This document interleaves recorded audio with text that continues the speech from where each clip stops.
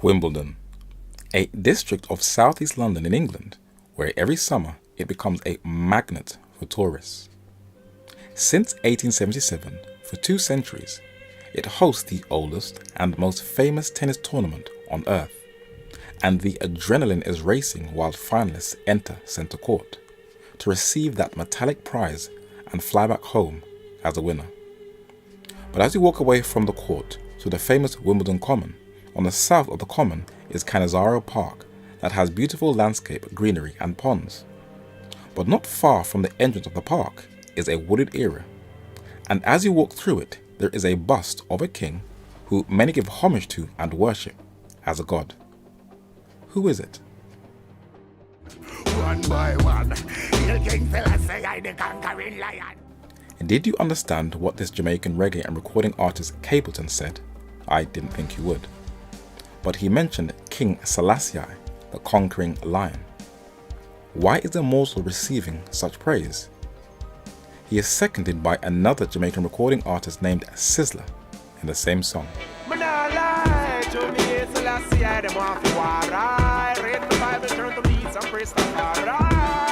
Sizzla also mentions Selassie, but he also calls him Rastafari. In an isolated part of the park, standing alone, is a facial bust and torso of a man who once stayed in Wimbledon on these grounds as an asylum, while his home country, Ethiopia, was being invaded by the Italians led by Benito Mussolini. This king titled himself Haile Selassie, which means the power of the Trinity, and he was the last king or emperor of Ethiopia. If you speak to your average Ethiopian, they would tell you he was no different to any monarch they had previously. But to a group of men, he is not just revered, he is worshipped as God, who they also call Jah. And when he paid a visit to Jamaica, in the West Indies in the Caribbean, a group of men had already named themselves after him. His birth name was Tafari Makonnen Wode Mikael. The Ethiopian Amharic word Ras means head or prince or chief, and Rastafari is believed by this group of men as Jesus Christ incarnated. Where did these men get that idea from?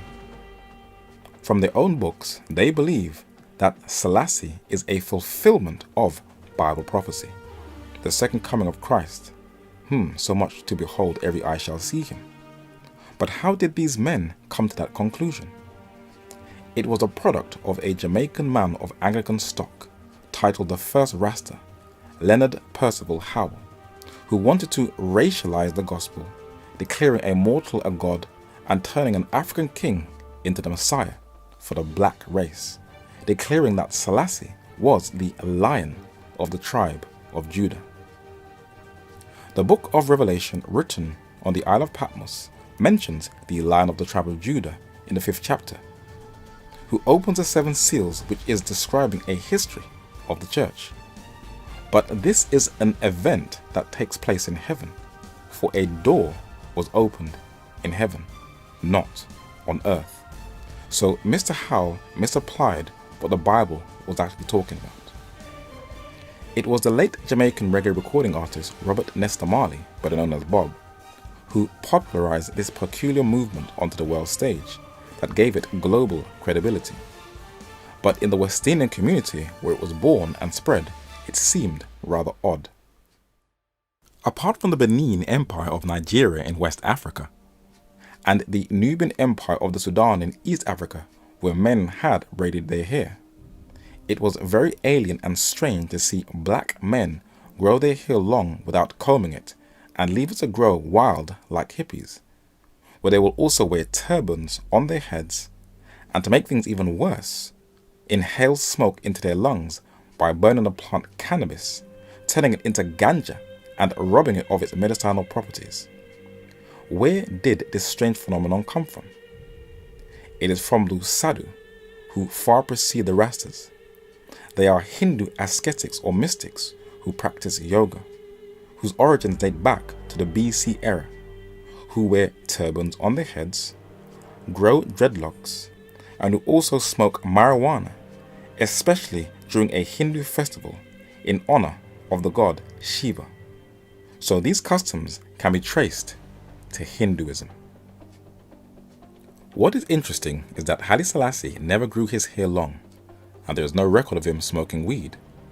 But while he was staying in Wimbledon, chilling with the aristocracy of the UK, the Italians were arming men in the north of his country, in what is now called Eritrea, in an attempt to fully submerge the only African country that was not colonized by Europeans, Ethiopia.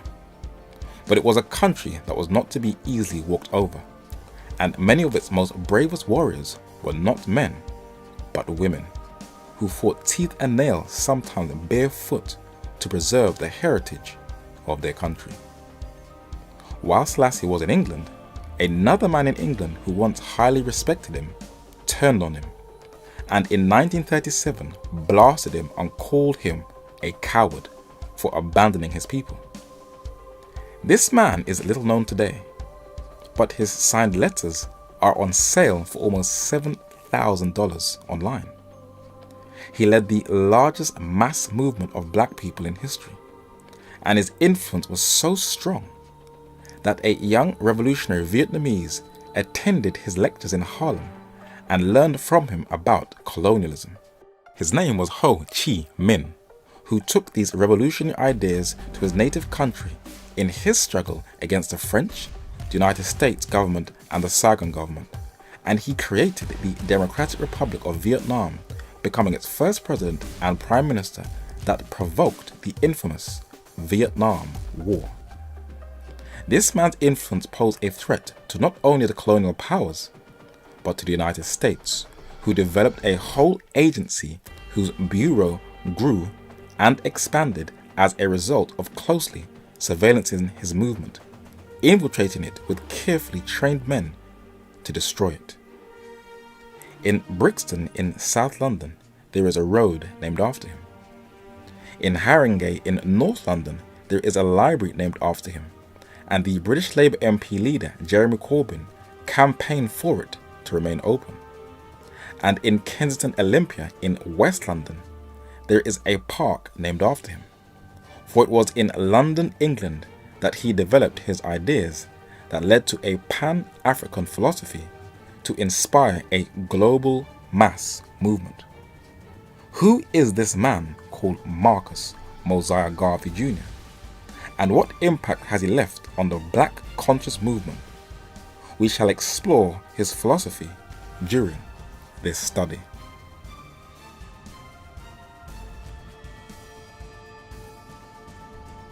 Imagine you've been raised in a very solid Christian home. You've had a good upbringing and your faith is quite strong. But then all of a sudden, you've been challenged. Someone says to you, look mate, you see religion? It's a load of rubbish. It's all about control, stealing your money, and it's man-made. And by the way, you're actually following a white man's religion. You pray to and worship a white Jesus, and you read a book called the Bible, which is a white man's book. This is a challenge that many have been confronted with in the black community. And we're going to deal with that challenge at the end of this study. But this study is going to cover the life of a man by the name of Marcus Mosiah Garvey and the influence he has had on the world. But before we go into his lifestyle, I'm going to show you how England has been the home of many revolutionary ideas, including many isms that includes Pan-Africanism. This study is going to cover many areas that many may find very sensitive. So I encourage you to fasten your seatbelts because the ride is going to get quite bumpy. England is a tiny weeny dot on the planet, but it has had one of the greatest influences on the modern world. And for a place so small, it is hard to believe that its influences have covered the globe. In the city of London is the famous St. Bartholomew's Hospital known as Barts, that was founded in 1123 AD. And on one of its gates is the godfather of the Brexit movement, King Henry VIII, who separated England from the continent of Europe in 1534. His daughter, Queen Elizabeth I, whose statue is engraved on London's Harrow School in northwest London, continued the struggle of her father, and the naval war against Spain put Britain on the map as a rising dominant world power, where in Plymouth there is a plaque in honour of her expanding the English Empire by Sir Humphrey Gilbert, the English soldier, adventurer, and Member of Parliament. But England was also going to influence the world via the field of science, with two deep conflicting worldviews. Inside of London's Westminster Abbey are the buried remains of two men who have both shaped how we view religion, race, sexuality, and politics. Sir Isaac Newton was a genius. This Cambridge-educated mathematician, astronomer, and physicist, as his own words said, stood on the shoulders of giants and gave us a clear understanding of the laws of gravity, where he laid the foundation of classical mechanics, contributed to the laws of optics, and through his telescopic lens made us understand how the universe functions and how the heavens work. He documented his finds in his famous Principia, but he was to encounter an idea that was to resurface in the 20th century. Many people see the Big Bang as a theory that was compiled in the 1930s that teaches that a huge explosion brought our Earth into being. But this was an idea that existed in Newton's day. In the notebook Under of God, he wrote, "Were men and beasts, etc., made by fortuitous jumblings of the atoms, there would be many parts useless in them. Here a lump of flesh, there a member too much. Some kinds of beasts might have had one eye, some more than two." But he concluded in his Principia that God is the same God, always and everywhere. In him are all things contained and moved. You see, when Newton looked up to the heavens, he was in awe and knew that every color, molecule, and shape was designed by God for his glory, for man to observe and glorify his creator. But another scientist buried in the same building wanted to counteract that idea, and instead of giving God the glory, he wanted to give man the glory and return man back to the worship of nature. Charles Darwin, like Sir Isaac Newton, was educated at the University of Cambridge. He was a keen observer and fascinated with nature and the origins of life. He was blown away at giant tortoises at the Galapagos Island when he paid there a visit, and it intrigued his curiosity. But he wanted to remove God out of the picture. His friend Alfred Russel Wallace came to the same conclusion as Darwin. And Herbert Spencer, who coined the phrase the survival of the fittest, also came to the same conclusion and spread Darwin's ideas. Ernst Haeckel, the biologist, naturalist, physician, and professor, spread Darwinism in Germany. And Asa Gray spread Darwin's views of natural selection in the United States, but he differed to Darwin on God. This letter was written in 1880 from Charles Darwin to a fan, and it declares his worldview. He said, "I am sorry I have to inform you that I do not believe in the Bible as a divine revelation, and therefore not in Jesus Christ as the Son of God." So he wrote a book titled The Origin of Species in 1859. But as you open it, it is actually titled The Origin of Species by Means of Natural Selection, or the Preservation of Favored Races in the Struggle for Life, a blatant promotion of racial superiority. So who are these apparently lower races? England was also the home and the development of photography, where Thomas Wedgwood was one of the first pioneers in this modern phenomenon. Herbert Baysdale was an Australian who was one of the few who championed for better treatment of Australian Aborigines. He took photographs of them and penetrated into areas and communities that most whites had not even heard of. And even if they seemed or looked primitive to the European colonists and settlers, he disagreed with their mistreatment. But there was a reason for his dismay. These Australian Aborigines were forced off their land by white settlers and used for an exhibition, and as you can see, they do not look impressed, and there is a reason. French Prince Roland Napoleon Bonaparte was an anthropological photographer whose grandfather was the brother of Emperor Napoleon. He took some photographs in 1885 of Australian Aborigines that was to reinforce Darwin's ideas. Jenny on the right, her son Toby in the middle, and Billy on the left are described in the pamphlet on the right as ranting man-eaters, veritable bloodthirsty beasts in distorted human form, and the last line reads, the lowest order of man. But they weren't the only ones to be treated in an inhumane manner. The businessman Maurice Maitre is standing on the left, with the Selkman or Owner tribe, who were forcefully brought to this exhibition in 1889 to prove that they were an inferior race. They had no chiefs. Everybody was one. They were a very peace-loving people situated in Tierra del Fuego in Argentina, who were very similar to the Aborigines in their simplicity of life, body paint and their nudity. Their only item of clothing was the fur of the hunted guanaco, and a few American explorers such as Frederick Alfred Cook and Charles Wellington Furlong studied them, photographed them, and respected their culture. But just as the English wiped out the indigenous Aborigines of Tasmania by war and disease in the 19th century, the Owner were to experience a similar fate, where they were also wiped out completely, driven off the face of the earth and officially extinct by 1910.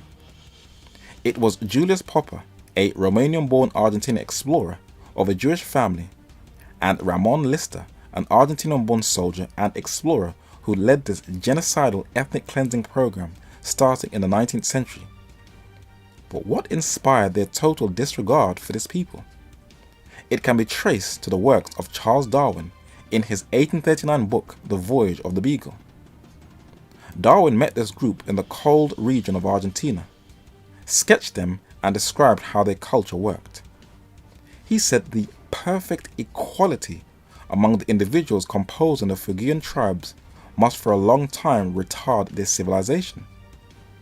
At present, even a piece of cloth given to one is torn into shreds and distributed, and no one individual becomes richer than the other.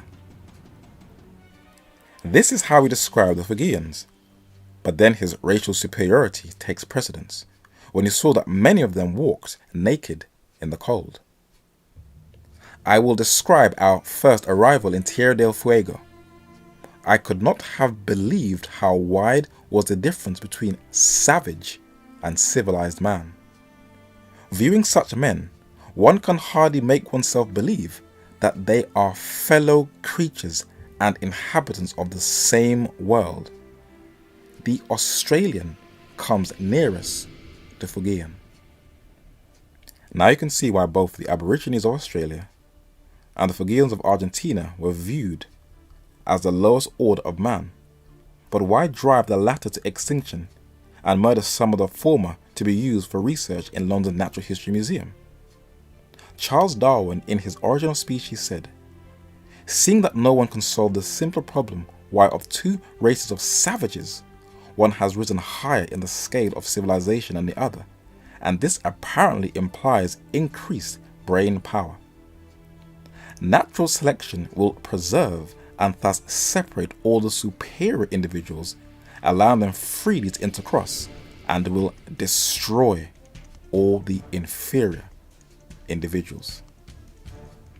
Darwin's zealous apologists will say, look, he's talking about animals, but please read the title of the book. He was talking about man, and men would parade non-Europeans who had blatant deformities, but they would say that they were the missing link.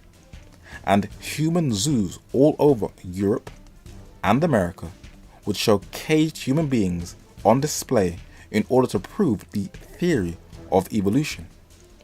And you can clearly tell the difference between Newtonian science and Darwinian science, especially when unscientific charts by Ernst Haeckel are turned into a reality, when a Congolese man by the name of Otto Benga was on display in a zoo in New York in an attempt to prove that the black African was the missing link between monkey and man. And this pseudoscience that started in England has spread all over the world, and man still thinks he is descended from some creature in the primordial soup, which is so ridiculous. But Darwin is still revered, as in the video game Assassin's Creed, where he is portrayed as this brilliant innovator of human thought. But his ideas were to also inspire another man who came to England, Karl Marx, who also had one of the most powerful influence on the 20th century, including the field of economics and on how a state should be run. Marx, a German Jew, was baptized a Lutheran, but somewhere on his journey through reading the writings of Friedrich Hegel and Ludwig Feuerbach, he became disillusioned with religion. But his 1848 book Communist Manifesto, if read carefully, does promote equality in a modern society. His ideas have still influenced communist guerrillas such as FARC in Colombia, the oldest insurgency army in the world that has taken part in the largest civil war in the world, and Marxist guerrillas in the Philippines, who, like the Colombians, have also been waging war against the state since the 1960s. China in Asia has also been dominated by Marxism throughout most of the 20th century, leading into the 21st, where it dominated every aspect of that republic. But while Marx is revered by many for being a voice of the downtrodden, he was actually bankrolled by a fellow German and by the very system he was opposed to. When you come out of Chalk Farm Station in northwest London, when you turn right then left and walk over a bridge, you'll end up in Regent's Park Road. And there is a house, and the man who once lived there was Karl Marx's close associate and co-writer, businessman Friedrich Engels, who secretly funded Marx by the profits made in the factories in Manchester in England that was exploiting the working class. Karl Marx lived on Maitland Park Road, around a 10-minute walk from Engels and a left from Chalk Farm Station, and a second left as you go up the hill and a second road on the right. This was Karl Marx's last home where he lived and where he died. And it was in North London, in the famous Highgate Cemetery, that you have to pay to enter into, where his body was laid to rest in a very expensive mausoleum in London, in England. But when he lived in London, England, by Piccadilly Circus in Soho, this is where this German immigrant developed his revolutionary ideas, where he would spend hours just down the road in the British Library that was then in London's British Museum, where he wrote his next book, Das Kapital, that was actually co-written by Engels. So it was in London, England, where communism's ideology developed and was spread. Karl Marx was also a heavy drinker and would spend his time in this pub, the Water Rats, and inside of the pub there is a photo of him, but underneath this photo was apparently another regular in the pub, Russian revolutionary Vladimir Lenin. Around the corner on Percy Circus in the London borough of Islington once lived Vladimir Lenin in 1905. He also lived in Tavistock Place, a 5-10 minute walk from Russell Square Station, while he was in exile in 1908. And a 10-minute walk from his home, he would also spend hours in the British Library, where he discovered the writings of Karl Marx, and he would write articles in Clerkenwell Green in this building, a 50-minute walk from Barbican Station, today called the Marx Memorial Library. And it was in London, England, that developed the seeds of the Russian Revolution. But who financed Lenin to topple the Tsar during the Russian Revolution? This is one of the most controversial episodes of modern human history. This is a photo of Robert Minor, a leading member of the American Communist Party and a political cartoonist.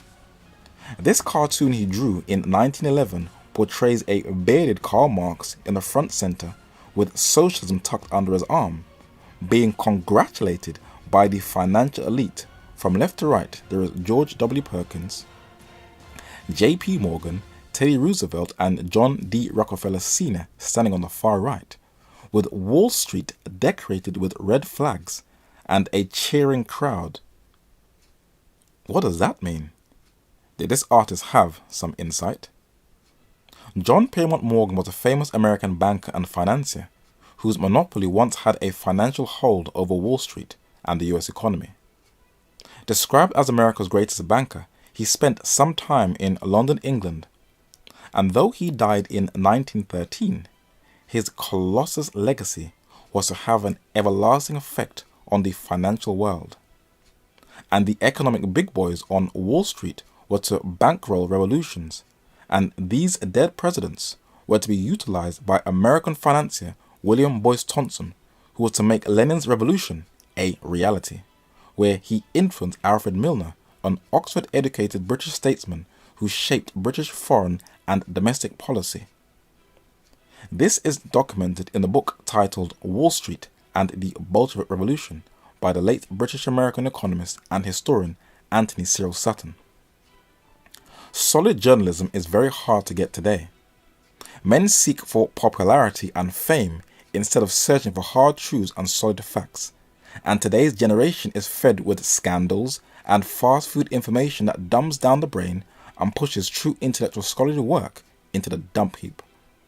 But the declassified files of the Hoover Institute at Stanford University, where Anthony C. Sutton worked, the files of the US State Department, the files of the American Red Cross organization that highlighted Raymond Robbins, a front for the organization, London's National Archives with intelligence cables from the British War Cabinet under British Intelligence Chief Sir Basil Hulme Thompson, and the autobiography of British diplomat and secret agent Sir Robert Hamilton Bruce Lockhart.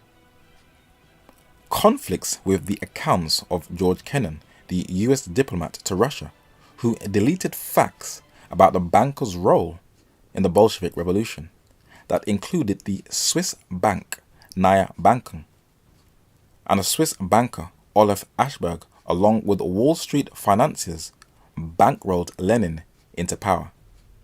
Anthony C. Sutton documented all. Where the United States could have exerted its dominant influence to bring about a free Russia, it truckled to the ambitions of a few Wall Street financiers who, for their own purposes, could accept a centralized Tsarist Russia or a centralized Marxist Russia, but not a decentralized free Russia. It was J.P. Morgan and the American international corporations that attempted to control both domestic and foreign revolutionaries in the United States for their own purpose.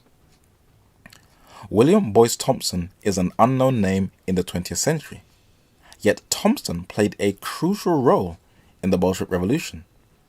A letter from J.P. Morgan to the State Department, 861.51/190, confirmed that Morgan cabled 425,000 rubles to Thompson at his request for the Russian Liberty Loan.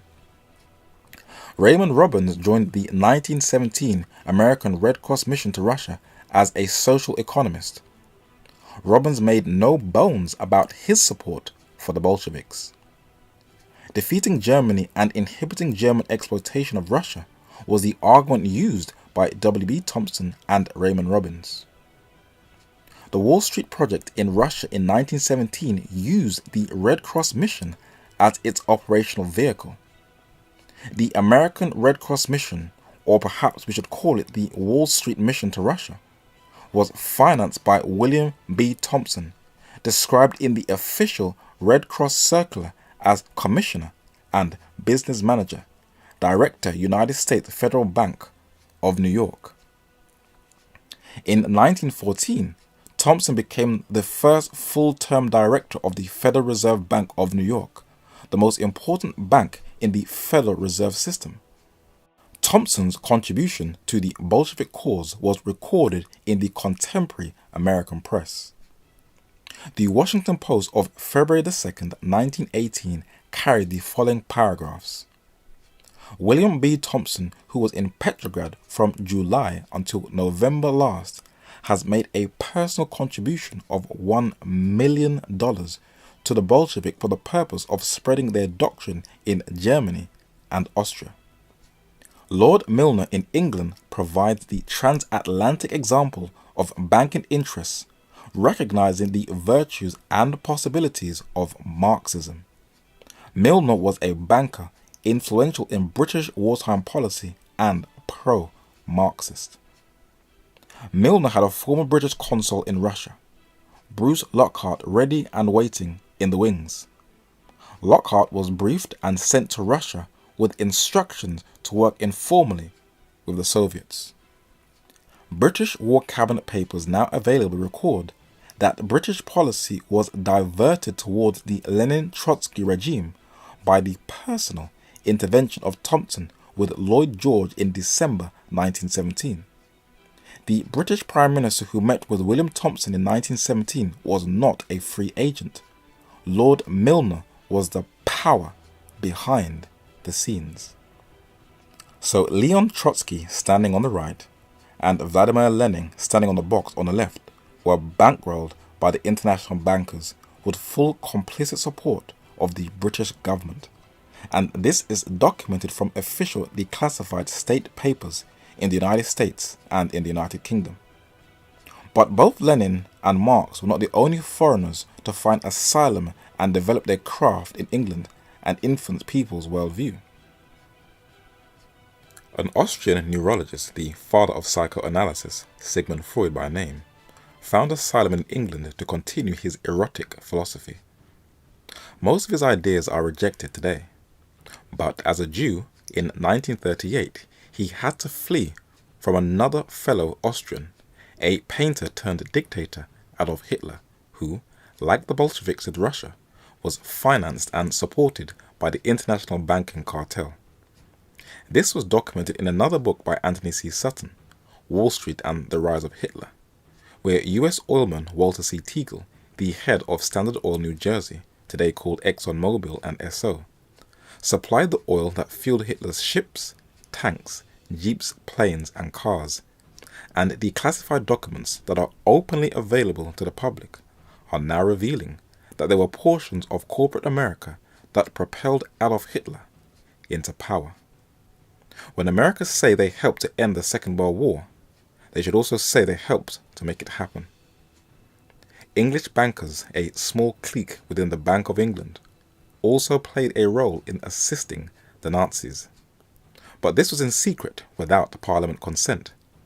So war is indeed a business. And this is why Sigmund Freud fled to northwest London, about a 10 to 15 minute walk from London's Finchley Road station, where he was able to live in peace until he died in 1939. And his house is now a museum. Being a Jew, he was buried in a Jewish era, Golders Green, in one of the most famous burial sites in England, Golders Green Crematorium, the final resting place to many famous people in the UK. The horror genre that revived that ancient superstition of fear was developed by a man whose remains are in here, who created people's fascination with vampires, the most famous being Count Dracula, a novel written by Irish author Bram Stoker. His cremated remains are in an urn along with his sons, and in another room are the ashes of Sigmund Freud, with his wife's in this ancient Greek vase that was among his private collection in his house.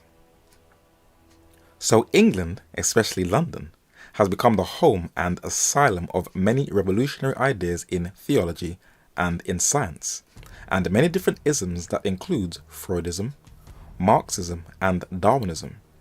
But it also became the home of another ism, Pan-Africanism, and there is a monument in London's Westminster dedicated to the Anti-Slavery Society. There are a number of coins in English museums that show the abolition of slavery in English plantation colonies. And even though many English men championed for slavery to end, what is not known and is downplayed is that these abolitionists were actually driven and inspired by black Africans themselves. A 10 to 15 minute walk from this monument, you will come to London's Foreign Office, the department of the government of the United Kingdom that is responsible for promoting and protecting British interests worldwide. Inside the grounds is a plaque dedicated to a man who was born on a slave ship but who was eventually freed and lived among the English aristocracy. In Greenwich Park in South London, behind the famous Meridian line of Greenwich Observatory, is a wall with two plaques, and the one on the right has Ignatius Sancho's name engraved on it, and a few lines of his life and his role in opposing the slave trade. He was quite fortunate and privileged as he moved within English aristocratic circles that included his friends from left to right, British peer John Montagu, who financed his education, Lawrence Sterne, Irish novelist, Anglican clergyman and abolitionist, and the famous landscape painter Thomas Gainsborough, who painted a picture of his friend Ignatius Sancho.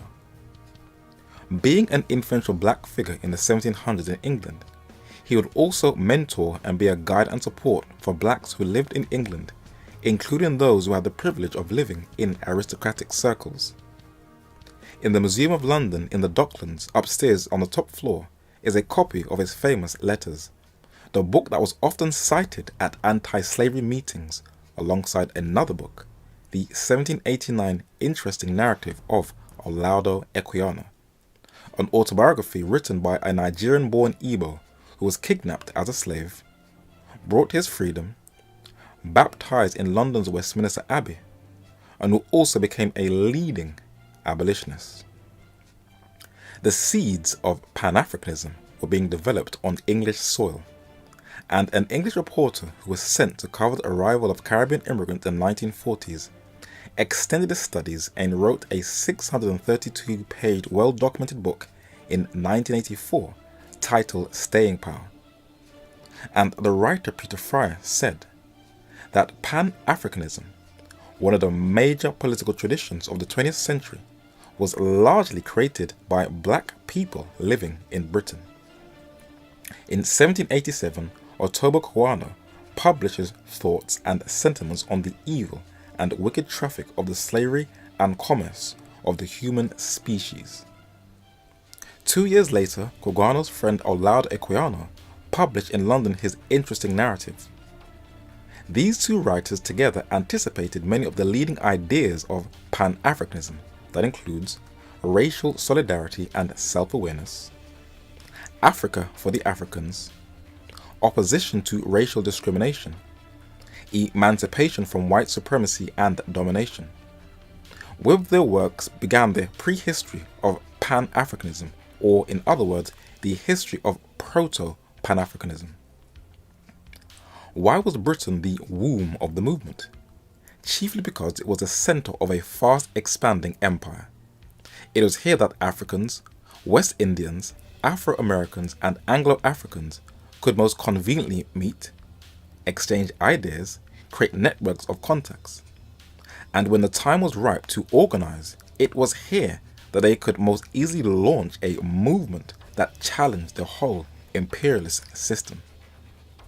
A Pan-African conference convened in London in July 1900 was due above all to the work and vision of yet another neglected pioneer, the Trinidadian Henry Sylvester Williams. By April 1900, the Pan-African Conference Committee had adopted the motto, Light and Liberty. The committee included Williams as General Secretary. It was in reports of this meeting that the British press first used the term Pan-Africanism. The association held that it was time for black people to develop their own talent and energy. Their efforts should be directed to the education of the young so as to bring forth the prolific possibilities of the race. The association believed that black people should develop their own chroniclers and set up our own libraries and organizations.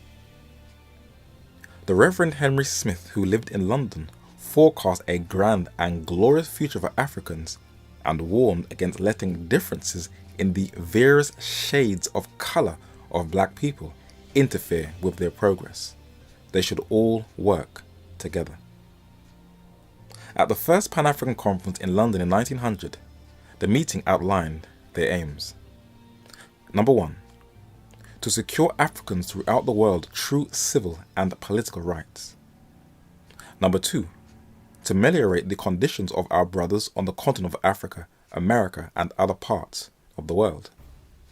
Number 3. To promote efforts to secure effective legislation and encourage our people in educational, industrial and commercial enterprise. Number 4. To foster the production of writing and statistics relating to our people everywhere. Number 5. To raise funds for rewarding these purposes. Just around the corner from London's St. James Park station is a building that was once the meeting place for radical ideas. Westminster Town Hall later changed to Caxton Hall.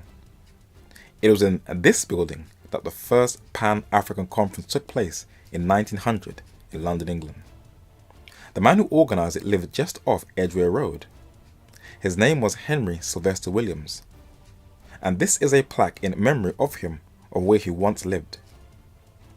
This Trinidadian-born lawyer and intellectual was the brains and mastermind behind the first Pan-African Conference, where he united blacks from all over the world in order to better the conditions of themselves. On London's Harrow Road was once the health practice of another Trinidadian who attended the conference. His name was Dr. John Alcindor, another deep intellectual. He was a member of the Committee of the National Council for Combating Venereal Disease and the Anti-Tuberculosis Society. From the United States were members of the Afro-American Council. In the front row in the bottom center is Booker T. Washington, Bishop Alexander Walters, and Ida B. Wells. Behind Alexander Walters on the right is W.E.B. Du Bois. Two of these four attended the meeting. Alexander Walters, the 24th Bishop of the African Methodist Episcopal Zion Church, chair of the first Pan-African Congress in 1900. W.E.B. Du Bois, a member of the NAACP, who became the leading voice of African Americans after the death of Booker T. Washington, was also in attendance. The Fisk Jubilee Singers was a famous choir that sang melodies all around the world. Its choir leader standing in the center, Frederick Jeremiah Loudon, was another delegate from the United States at that conference. From the UK in attendance is the man who is on the centre of this monument in Croydon in South London. His name was Samuel Coleridge Taylor. He studied the violin at the Royal College of Music that is located in South Kensington. Today, he is forgotten, one of Britain's unsung heroes, but this composer was a musical genius. Though shy, this man, whose mother was white English and his father a black from Sierra Leone in West Africa, met President Theodore Roosevelt. He taught at the Trinity College of Music as well as an appointed professor at the Crystal Palace of Music. He had his own choir in the United States, the Coleridge Taylor Society, where he is seated with arms folded in the center.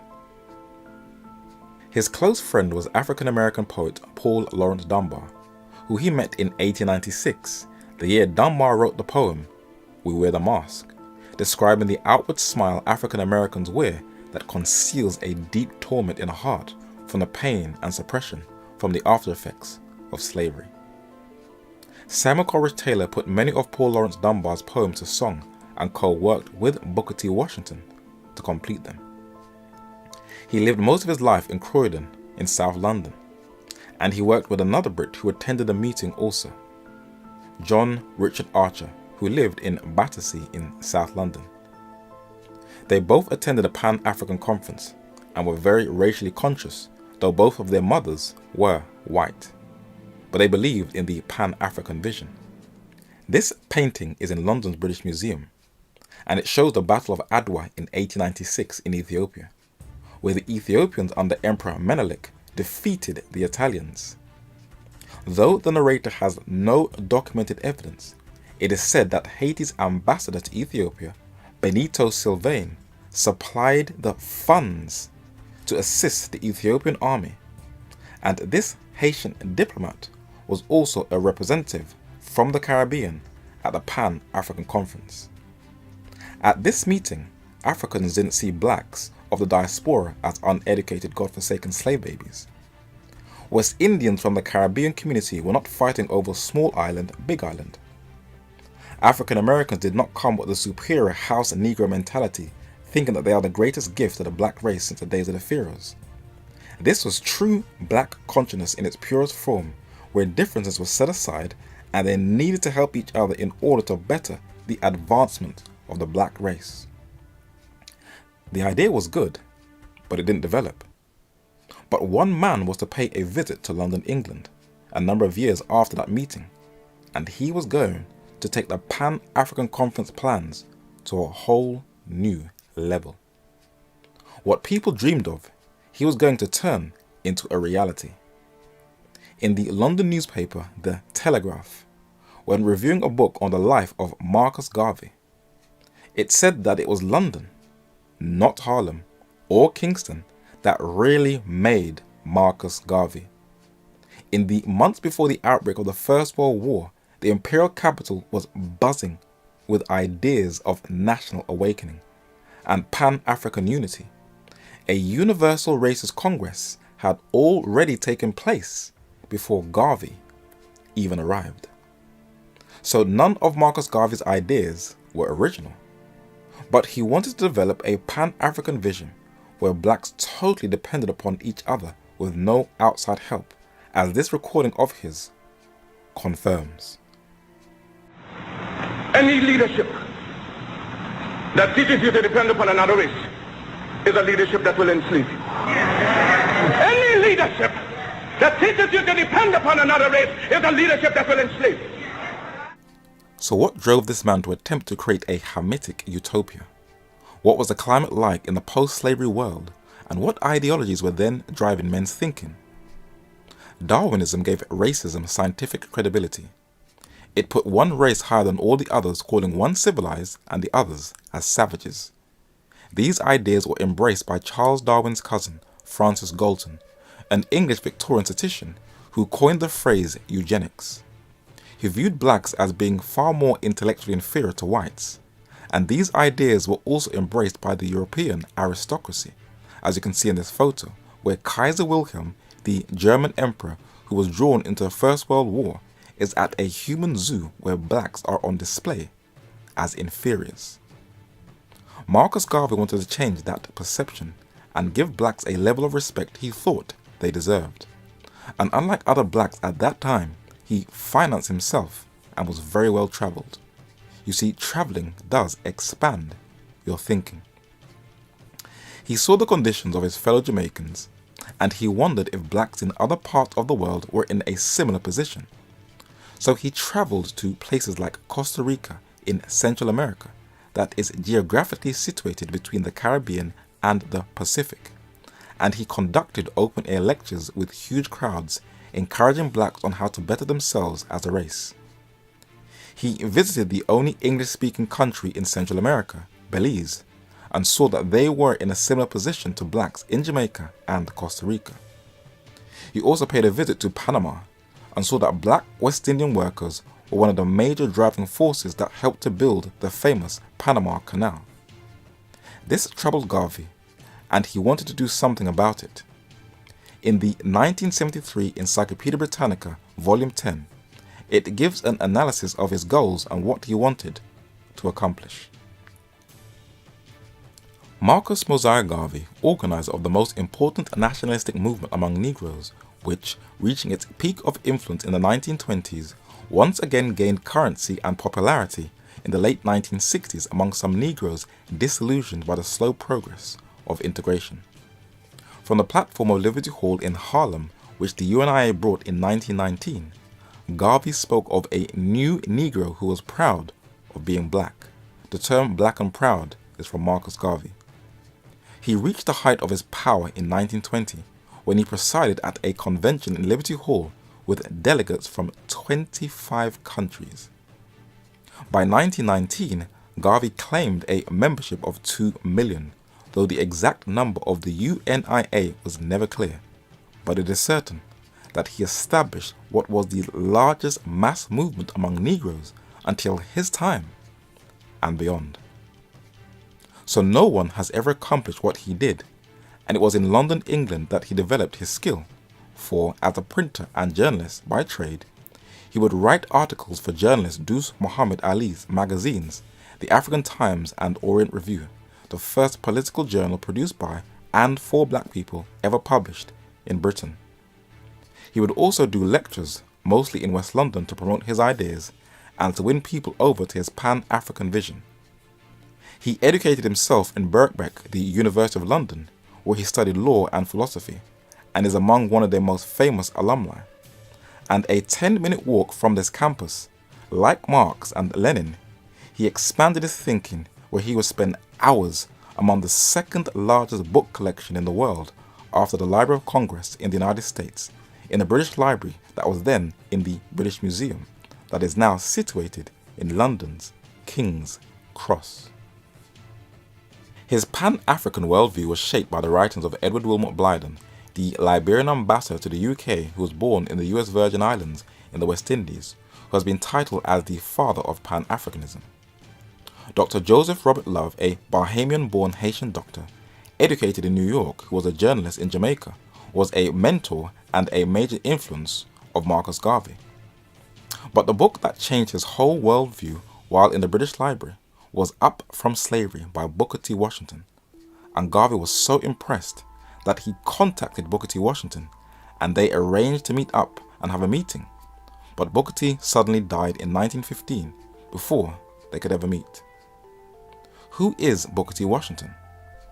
After emancipation and Reconstruction in the United States, Booker T. Washington, who was born a slave, educated himself and saw the supreme power in education and in something many blacks today in the West are renowned for running away from: reading books.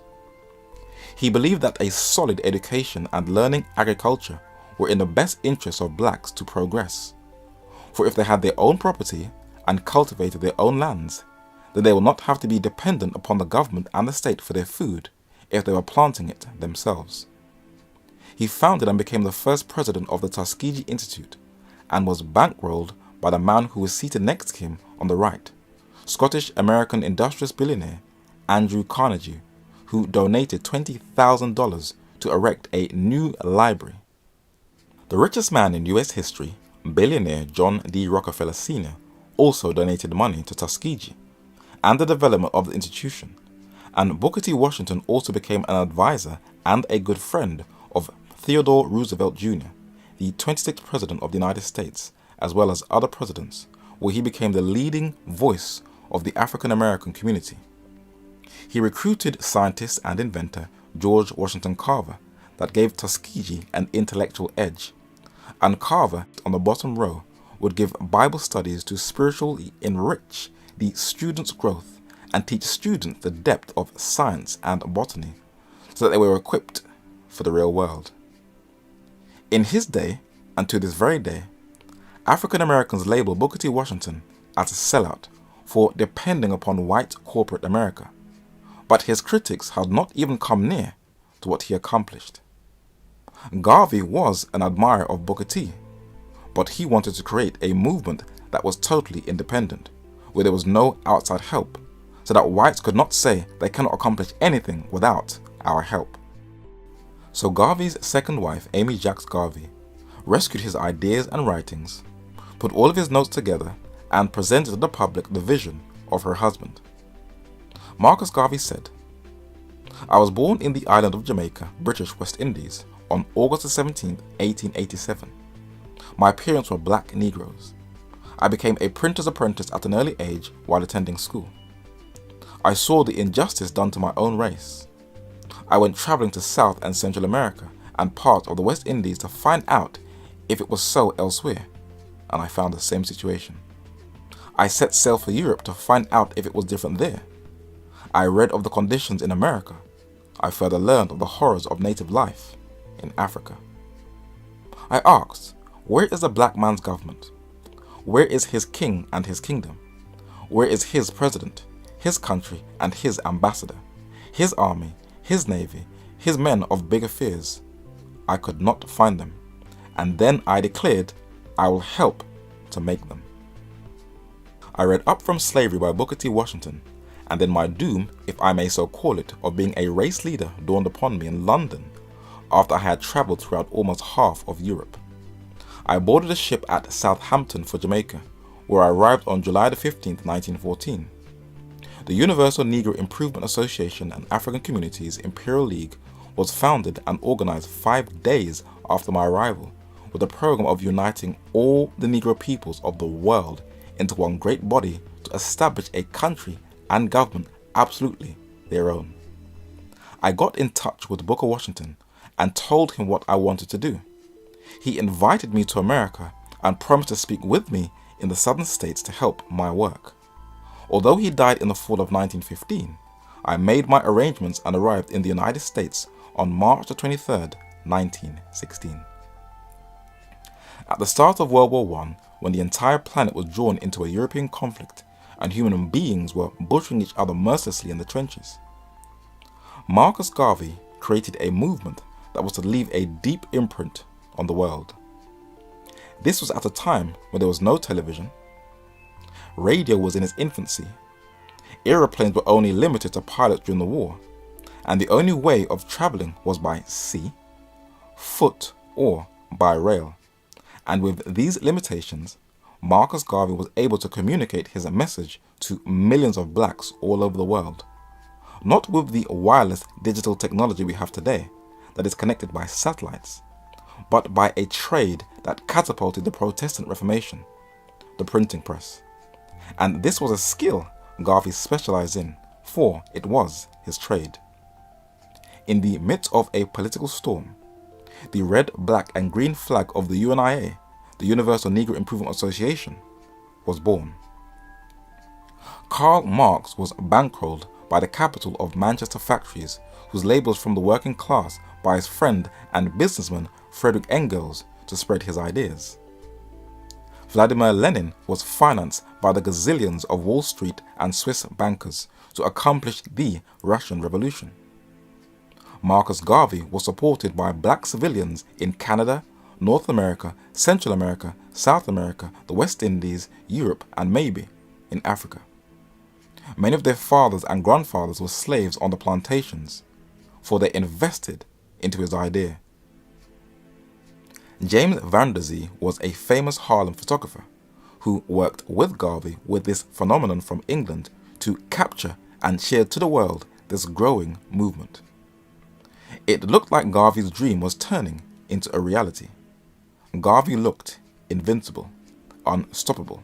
His empire he wanted to create looked like it was going to work.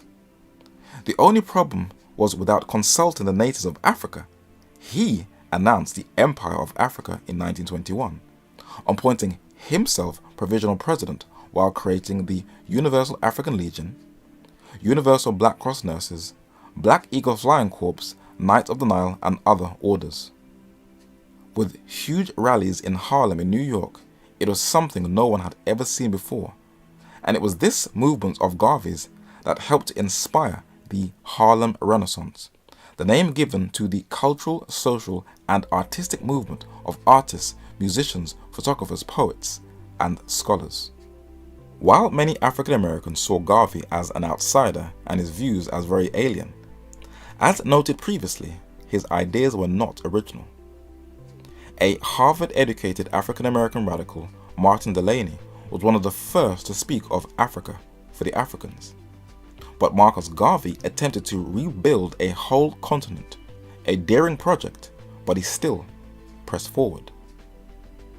He created a shipping line in 1919, the Black Star Line Incorporated, for he was tired of the second-class treatment blacks experienced while on board ships, and he purchased a number of ships, renamed them after black heroes and heroines, and the entire crew of the Black Star Line was predominantly black, where they would sail throughout the Americas and also, eventually, to Africa. He also sent a delegation to the League of Nations, the precursor to the United Nations, at Geneva in 1922, where he would have representatives to represent the UNIA with special instructions to the Secretary General, Sir Eric Drummond, of the objectives of the UNIA that was beginning to agitate the colonial powers of France and Britain, who were beginning to see Garvey as a threat to their economic interests. But Garvey's influence was not just ringing in the ears of blacks. There were others who were taking note. The US military sprayed millions of acres of land in Vietnam with Agent Orange in the 1960s, when the world's greatest superpower was defeated by peasants. Even though US troops are receiving compensation for the damage caused by that deadly poison, to this very day, the poison that has been left in the soil and in the waters of Vietnam has left many children being born with some serious defects and deformities, some of them even being born without eyes. Unless you have experienced a war for yourself, you will never know what people go through. We only get the one-sided, sanitized view of the conflict in the news. There is also a generation of fatherless children who are outcast in the country that they were born in because they were either mixed or their mothers were prostitutes. And the United States government was fighting against an ideology they helped to promote in Russia, Marxist-Leninist communism. Was this blowback? They were at war against the late Ho Chi Minh, who helped to create the Communist Republic of Vietnam in the north, who is still a controversial figure to this very day. To many, he was a liberator, a revolutionary, a patriot, a hero, who championed the cause of the downtrodden Vietnamese peasants from French Catholic colonial rule. To others, he was a brutal autocrat who mercilessly murdered innocent people and purged dissidents. While in France, closely surveillanced by the French police, this photo of him in 1920 shows him swearing allegiance to an ideology that developed in London, England, Leninism. But that wasn't his only inspiration. In a book on his life by a man who was a young US station officer stationed at the US Embassy in Saigon in Vietnam, he documented who Ho Chi Minh's other influence was. Ho Chi Minh's visit to America remains one of the most mysterious and puzzling periods of his entire life. He spent a period of time in New York City, found time to attend meetings of black activists such as the Universal Negro Improvement Trust in Harlem, an organization founded under the sponsorship of the famous Jamaican-born black nationalist Marcus Garvey. Many years later, he told a delegation of peace activists who were visiting Hanoi at the height of the Vietnam War that he had been strongly moved by the plight of black peoples around the world and had contributed generously to the movement. If Garvey's ideas had that level of influence, then he had to be stopped at all costs. And a US law enforcement agency in his embryonic period started to surveillance him and his organization, for they could not afford to let that level of influence grow throughout the United States and the rest of the world. Who are they? Hi, my name is Jim Comey. I'm the director of the FBI. Thank you for visiting this website. If you go onto a search engine and type in the words FBI and Marcus Garvey and click return, at the top of the search results, when you click, you will enter the official website of the FBI. As you scroll through, you will find stacks and stacks of declassified files of this bureau when it was closely monitoring Marcus Garvey and had him under close surveillance. The man whose career was built on Marcus Garvey was a young law student by the name of John Edgar Hoover. When he joined the Department of Justice in July 1917 at 22 years old, he worked for the Bureau of Investigation, founded in 1908, later changed to the Federal Bureau of Investigation in 1935, where he became its head in 1924. And this counter-radical specialist had a pet obsession with Marcus Garvey. It was by monitoring Garvey that he specialized his craft into a surveillance program in the 1960s called COINTELPRO. What was its aim? The FBI file tells us that it was to prevent the rise of a messiah who could unify and electrify the militant black nationalist movement.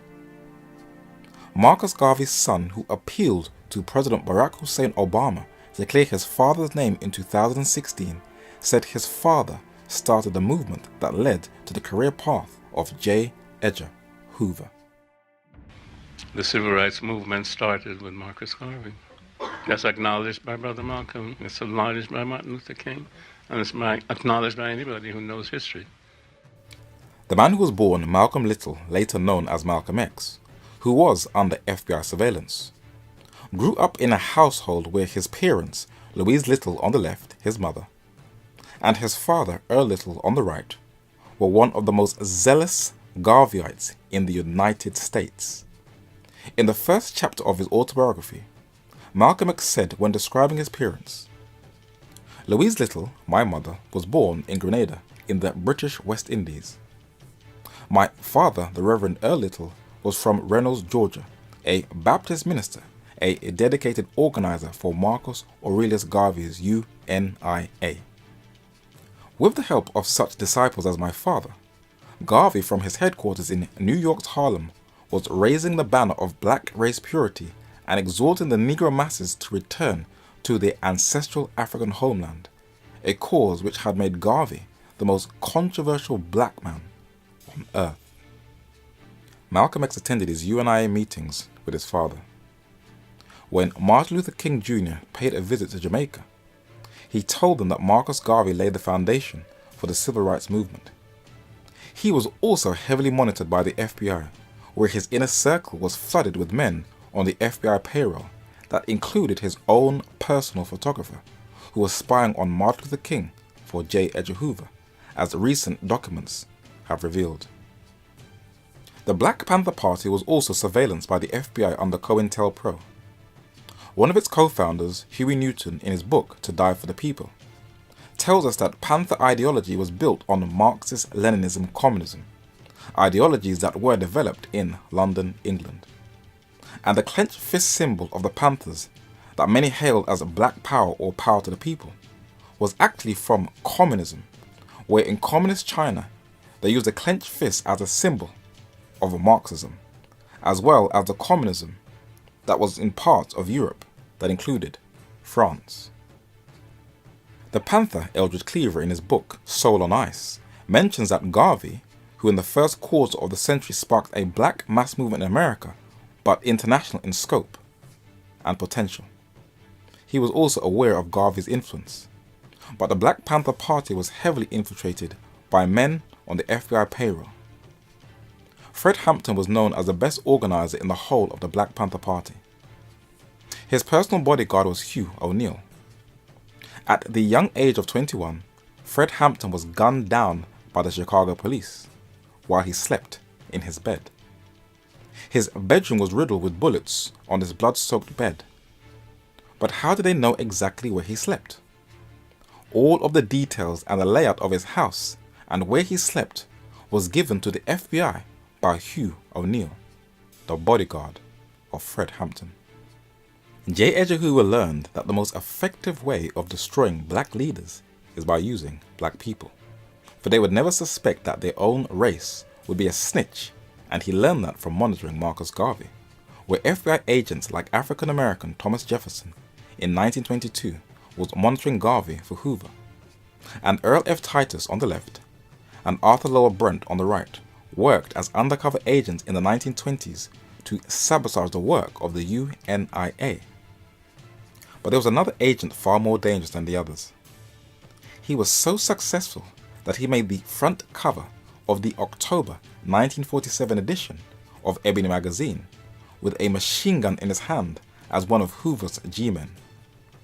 His name was James E. Amos, and he served President Teddy Roosevelt for 12 years as a personal attendant, confidant, and bodyguard. And he also infiltrated Marcus Garvey and his Black Star Line steamship company. Marcus Garvey was fully aware of who he was and his dangerous methods of infiltration and defamation of character, and Garvey mentioned the FBI agent as one of his most deadly opponents. Garvey said that Amos, a colored man of the Department of Justice who brags he can have anything done because he was bodyguard to the honored and deceased President Theodore Roosevelt, unconstitutionally and wickedly went from home to home and place to place among colored people, and he is still doing so, stirring up hatred and adverse feeling against me, and inspiring individuals to act as to bring about my conviction and my downfall. Witnesses were even promised a return of their investments if they could testify against me.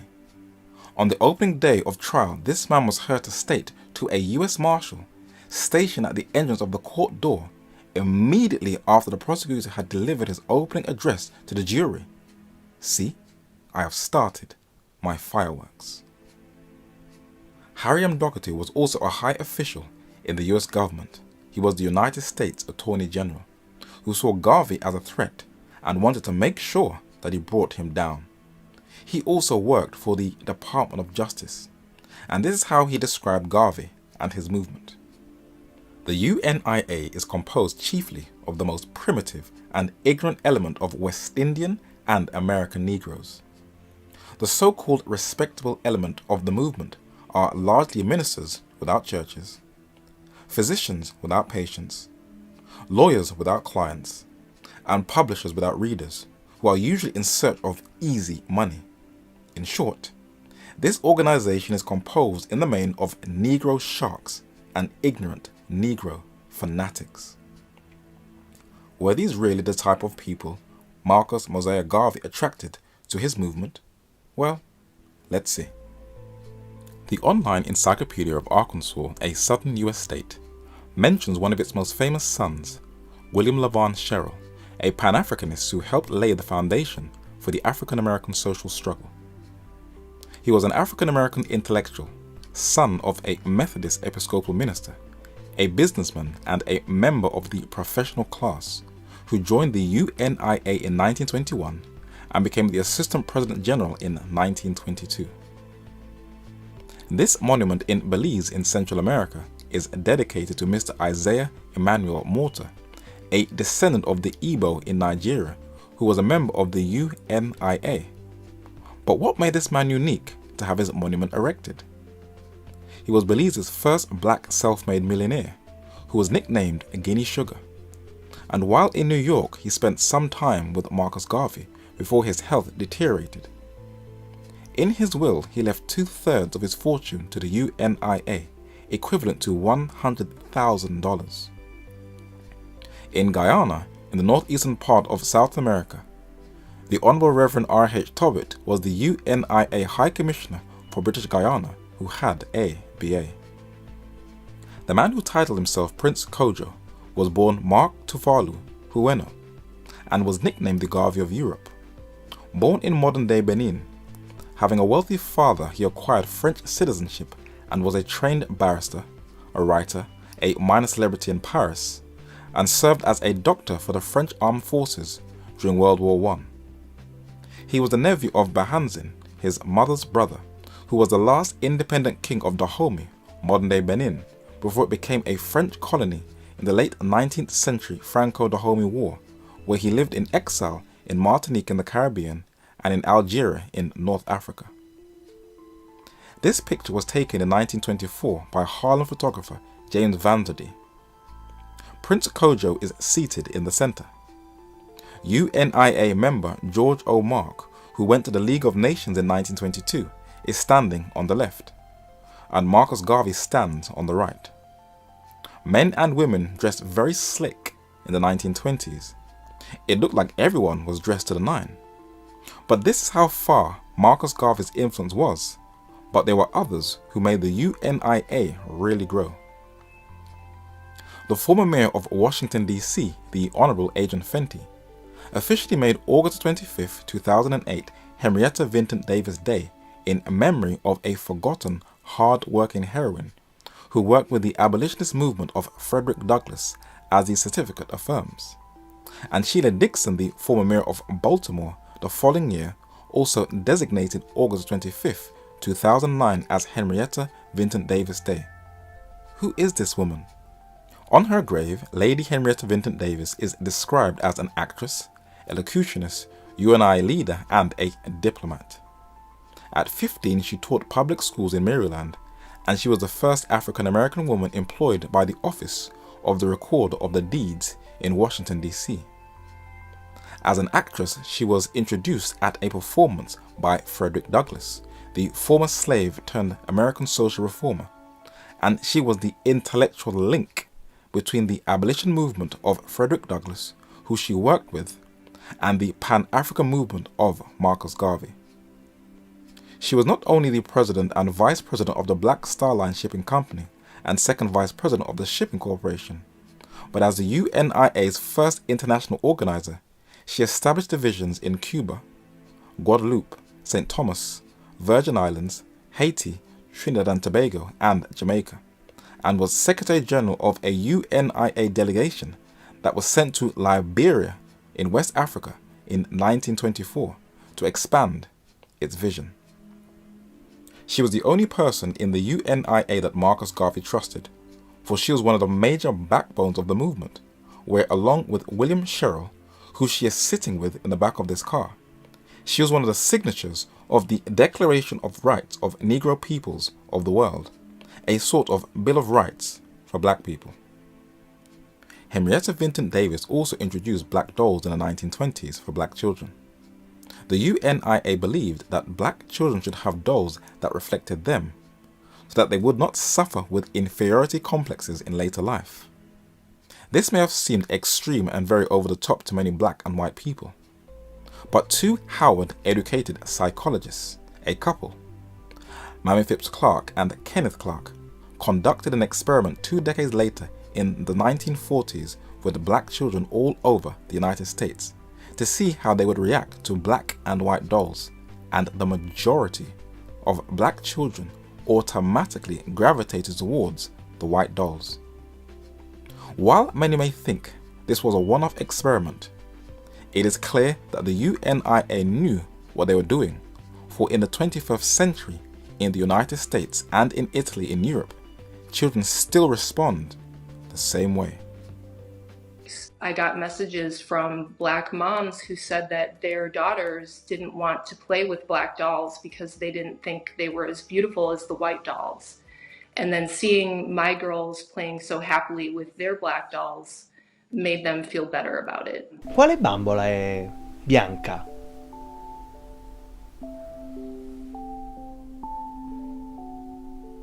Quale bambola è nera? Quale delle due è bella? Questa. Qual è quella bella? Qual è quella brutta? Quale è cattiva?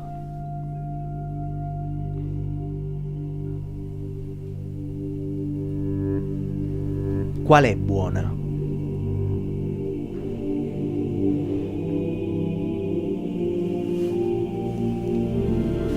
Perché è cattiva? Perché è tutto nero. There are many who question whether children should be tested on race from such an early age. For the black children in Italy do look very troubled indeed. But the UNIA knew what they were doing. They were trying to prevent blacks from a young age in having an identity crisis.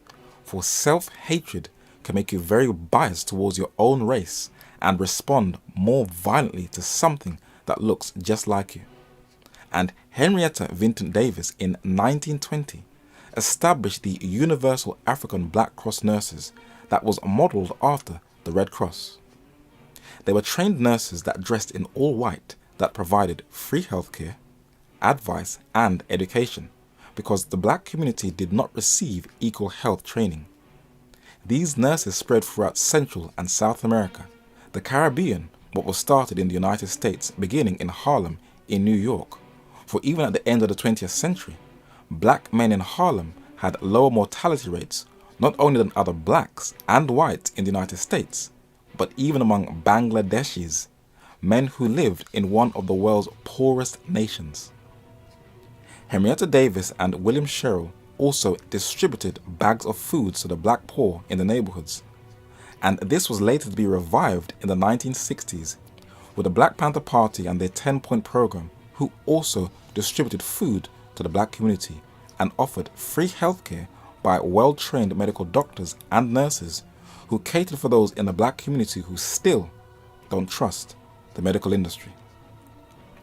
Henrietta Vinton Davis also introduced the juvenile division that empowered young girls from a young age in sewing, studying the Bible, hygiene and domestic science, and black history lessons on Africa. And for the older women was created the Universal African Motor Corps that gave black women a sense of belonging so they can feel a part of a strong community and will not lack self-esteem. Why would Garvey's UNIA go out of their way to empower black women from a very early age? Was there a reason for it? An online survey was conducted to see what people's racial preference was in dating. It was done by OkCupid, and the data showed that black women were the least desired racial group and gender on the entire planet to be picked for a date. But why is that? This plaster cast is of a South African woman. Her name was Sarah Baartman, who, while alive, was paraded around Europe in exhibitions and freak shows to prove Darwin's theory of inferior races because she had a very big bottom and very big breasts. But men like Yves Saint Laurent, the late French fashion designer, wanted to change people's perceptions by being the first to introduce black models in fashion shows in the 1960s. And in 2008, Vogue magazine dedicated an issue to black models on its front cover as a gesture to say that racism does not exist in fashion. More recently, 2 photographers have been working on projects to show that there is beauty in all of the races. For in every racial group, they each think that they are better looking or superior than all the others, which is foolishness. I wonder who made them feel that they were God. But whether we want to admit it or not, European beauty is the set standard for the world. Just type in beautiful women on Google and see which race comes up the most frequent. And other races that includes black women model themselves after the Eurocentric look. But in Asia, European colonialism has left a deeper impression than anywhere else on earth, where in India, all the top models are all light-skinned, and they use skin lightening creams to make their skin more pale and more white, which is quite strange because whites go on holiday to get tans to make their skin more dark. And in the Far East, there are even skin lightening cream adverts that shows black skin as a sign of ugliness that caused quite a lot of controversy, but it shows how ingrained the thinking is. And when Ariana Miyamoto, who won Miss Universe in 2015 representing Japan, she received online criticism by the Japanese for being a hafu and not a full-blooded Japanese, for her mother is Japanese and her father is African American, though she was born in Japan. When this model won Miss France in 2014, she also received a lot of racist abuse. For though she is half white, they didn't believe her face should represent France. But even in the black community, black women have been degraded, especially via the hip-hop culture, who have treated women as nothing more than sexual objects and whores. But what may shock people is that women allow themselves to be degraded.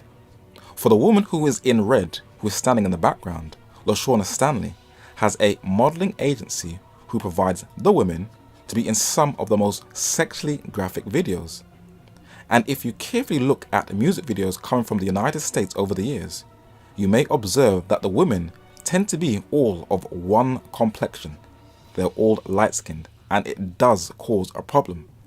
For when the narrator over the years would invite light-skinned women to church, you could see the dark-skinned women giving them dirty looks.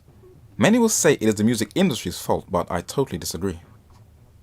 Rosa Parks, who is light-skinned, is one of the iconic figures of the civil rights freedom movement, famous for not giving up her seat to a white passenger. But she was not the first. Newsweek magazine says before Rosa Parks, there was Claudette Colvin. She was a lot darker skinned than Rosa Parks, but for some strange reason, she has been overlooked and nobody even knows about her. Why is that? The New York Times said instead of being celebrated, Miss Colvin has lived unheralded in the Bronx for decades, initially cast off by black leaders who feared she was not the right face for their battle. Or to be blunt, she was too dark to be used to represent the struggle of the black community. And the reason why Henrietta Vinton Davis, who was very light-skinned and could pass a white, and Marcus Garvey, who was very dark-skinned and descendant of the Maroons, created these empowering groups for both black men and women was to avoid all that ridiculous complexion bickering among blacks. But this dream of a black world empire was to be short-lived, for Garvey did not just have enemies within the US government. His greatest enemy was himself, for he took advice from no one. And where no counsel is, the people fall. But in the multitude of counselors there is safety. And while many Garvey fans are adamant that the white establishment single-handedly brought him down, Garvey said that his most deadly opponents were not whites, but blacks. For jealousy, a characteristic trait that humanity has sadly inherited from the fallen cherub, the son of the morning. Though it has affected all races, in the black community it is known as the crab mentality, where once an individual strives to succeed in life, others attempt to discourage them and hinder their growth. And Garvey described this mentality as thus: most of the troubles I have had in advancing the cause of the race have come from the Negroes. The greatest stumbling block in the way of progress in the race has invariably come from within the race itself. Having had the wrong education at a start in his racial career, the Negro has become his greatest enemy. Booker Washington aptly described the race in one of his lectures by stating, "We were like crabs in a barrel, that none would allow the other to climb over, but on any such attempts, all would combine to pull back into the barrel the one crab that would make the effort to climb out." I am of the opinion that the group of whites from whom communists are made in America, as well as trade unionists and members of the Workers' Party, is more dangerous to the Negro's welfare than any group at present. The Negro should keep shy of communism or the Workers' Party in America. Karl Marx, whose ideas spread global after his death, is what the US-led Cold War was in aid of, to crush it. Marx, who believed in preserving the forced labor and servitude of the black race and was against the abolition of slavery, may have been surprised, if he was alive during the Cold War, to see that these same blacks would embrace his ideas as their worldview. The humanist ideas of Marxism attracted black intellectuals in North America and in the Caribbean, where the sickle and the hammer became a recruitment drive for descendants of slaves that made them even more of a target by Western powers. And atheistic communism made these blacks' hearts more hardened and very hostile to Christianity. Now, why is that?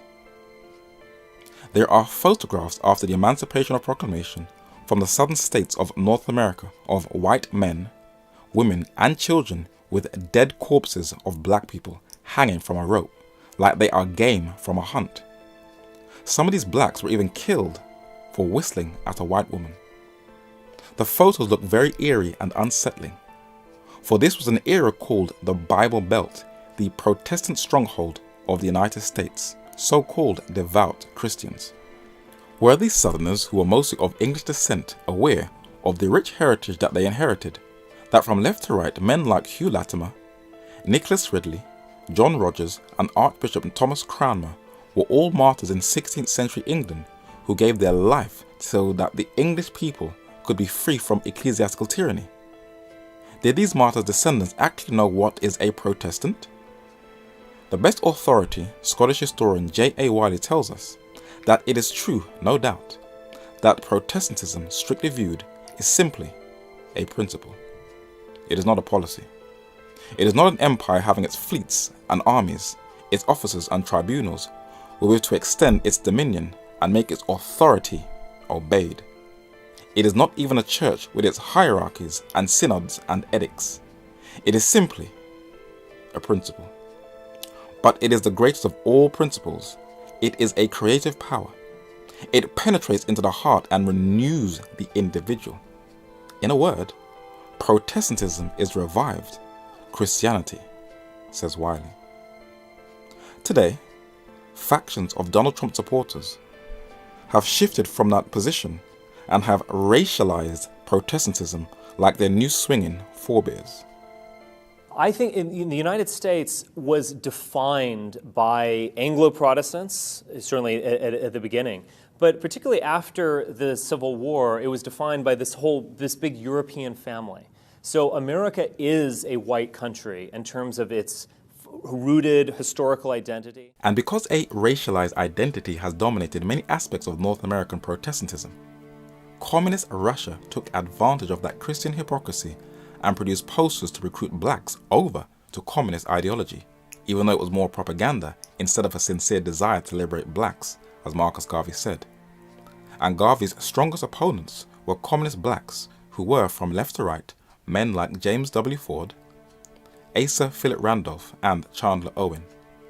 And Garvey had to increase his bodyguards because of the communists. And in gentrified Dawson in northeast London, there is a library named after another one of Garvey's most fiercest opponents, C.L.R. James, where in Brixton in southeast London, he lived and he died. Cyril Lionel Robert James was a Trinidadian journalist and historian who embraced communism, then later socialism, who is famous for the book The Black Jacobins, the best documented work on the Haitian Revolution. He also temporarily met Wall Street-funded Leon Trotsky in Mexico, where they discussed communism and the Negro question. C.L.R. James's childhood friend in Trinidad was also a very strong opponent of Marcus Garvey. His name was George Padmore. He also lived in England for a while, and was also a political advisor to Ghana President Kwame Nkrumah. He also became a communist in his thinking, and William Z. Edward Foster, an American communist, took him to Russia, where for a while he worked for Joseph Stalin until he fell out with him over his purges in his government. But George Padmore, who viewed Garvey as promoting Negro Zionism, said, "The struggle against Garveyism represents one of the major tasks of Negro workers in America and in the colonies of Africa and the Caribbean. Garveyism is alien to the best interests of Negro workers. Negro workers must understand that the only road by which they can acquire freedom and emancipation is by organizing their forces and establishing an alliance with white workers." A staunch female Garvey apologetic said, "The US Communist Party, directly under the orders of the Communist Internationale, was more than once implicated in the harassment of the UNIA members. Goons of the US Communist Party broke up the UNIA meetings with physical violence."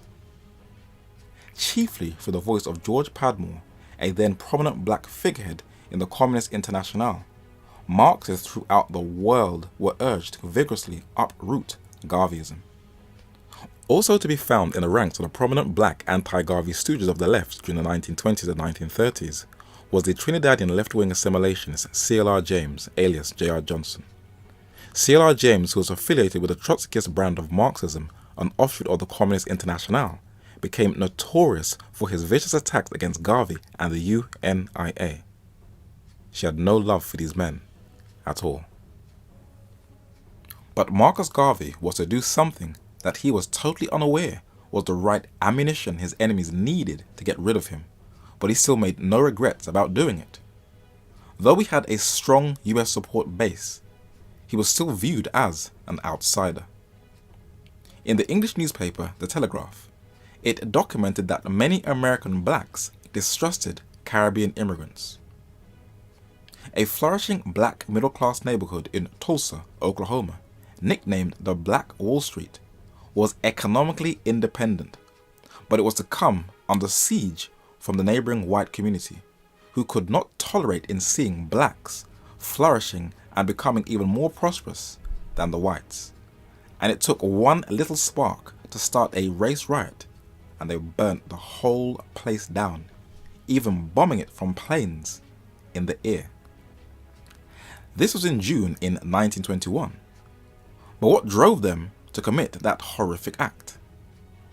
6 years earlier in the White House, on March 21st, 1915, the 28th US President, Woodrow Wilson, had a private screening of a film that he praised for being a historical masterpiece, even though it was historically inaccurate.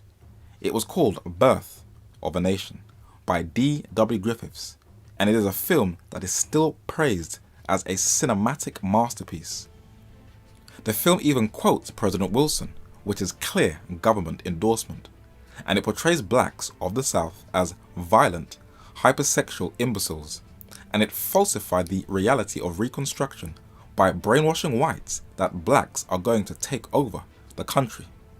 That is why whites rioted in Tulsa, in Oklahoma.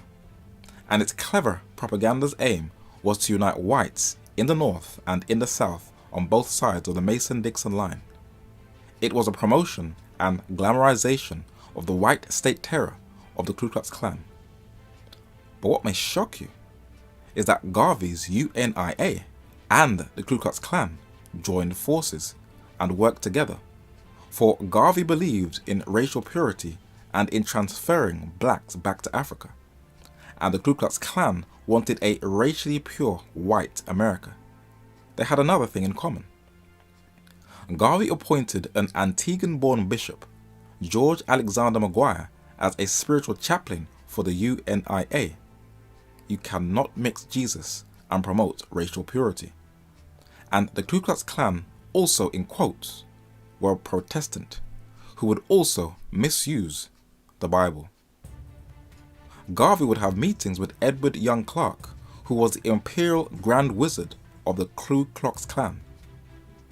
He later testified against Garvey according to declassified FBI files. Garvey also closely worked with Theodore Bilbo, a Klansman and governor of Mississippi. And he was also a personal friend of white supremacist Ernest Sevier Cox, one of the strongest campaigners for racial segregation, who wrote the book White America about preserving a racially pure America, and along with a fellow Virginian, John Powell, who Garvey allowed to lecture at UNIA meetings, they passed the Virginia Racial Integrity Act of 1924. But what did it entail? In here? Richard! What you doing in bed with that woman? I'm his wife. That's no good here.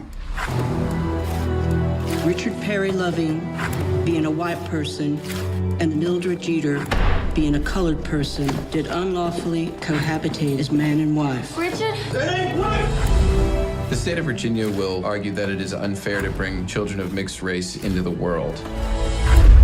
Tell that woman to come out here.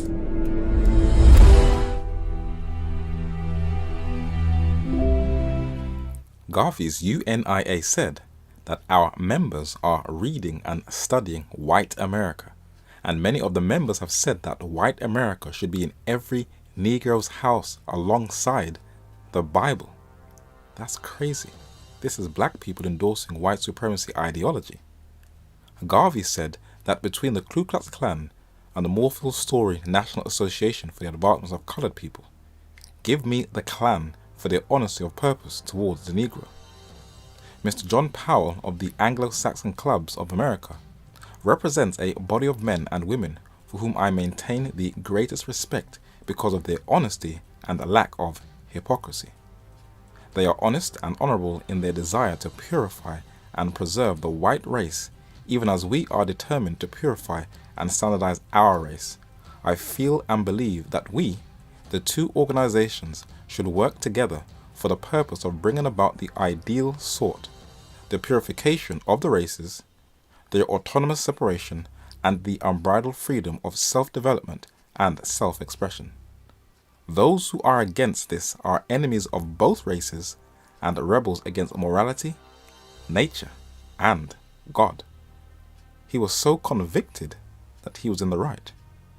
But a West Indian in the United States of America, endorsing the Ku Klux Klan, whose members burnt down an African American community in Tulsa, Oklahoma, was not a wise move, and he was going to create even more enemies. The civil rights organization, the NAACP, was founded mostly by Jews, Morphle Story being its founding president. It was financed by wealthy Jews like Joel Spingarn, and Walter Francis White, sitting on the bottom row second from left, is a very light-skinned African American. Next to him on the right is William Pickens. William Pickens was a journalist, and the letter on the right is an invitation from Garvey in July 1922 to a UNIA meeting. But Pickens responded and said, "I'd rather be a plain black American fighting in the ranks against the Klan than all its brood than to be the imperial wizard of the Ku Klux or the allied imperial blizzard of the UNIA. Garvey created a problem. James Weldon Johnson was another NAACP member who Garvey had a dialogue with. He did attempt to work with them, but his meddling with the Klan damaged his influence, and Garvey was told by a journalist that James Weldon Johnson was spreading false rumors about him, in a letter Garvey had written and sent to him addressing it.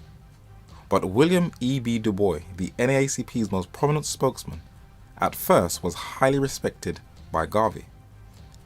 If you read the letters of correspondence, you can see that Garvey reached out, but Du Bois would turn down invitations. But he did do a write-up in The Crisis, the NAACP's journal, about Garvey and the UNIA. And if you read the article very carefully, most of it is very critical, especially of Garvey's mismanagement of funds.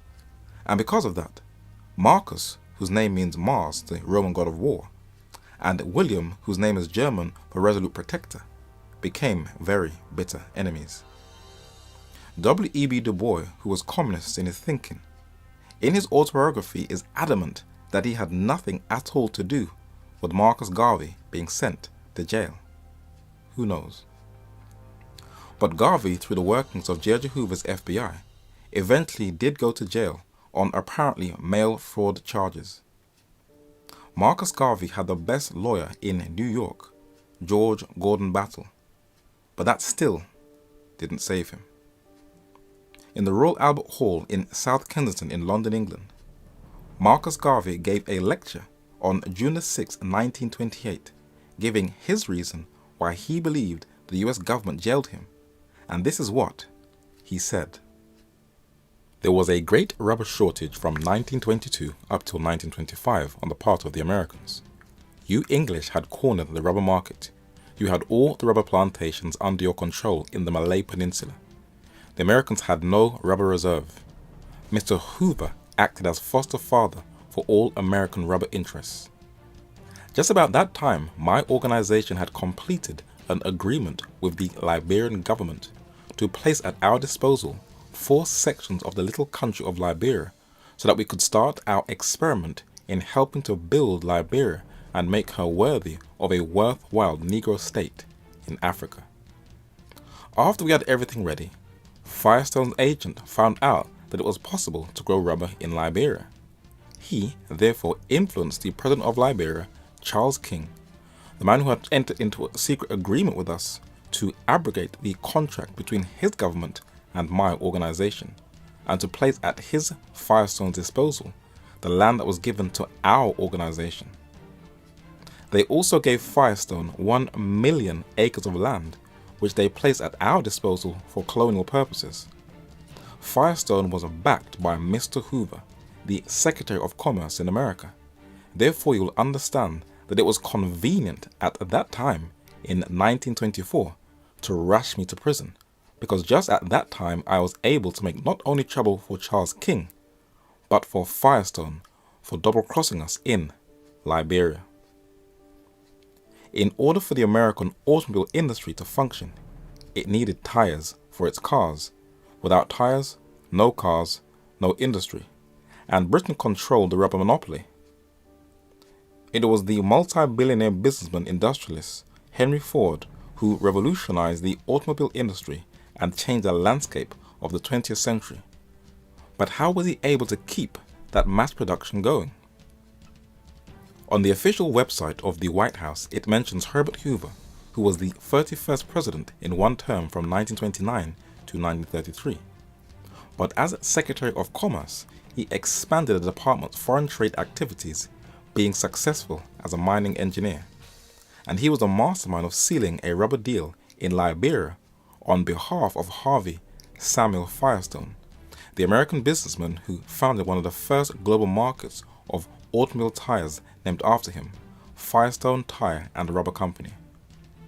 There are many who love to use the race card and will say that Marcus Garvey was targeted because he was black, but that is not true.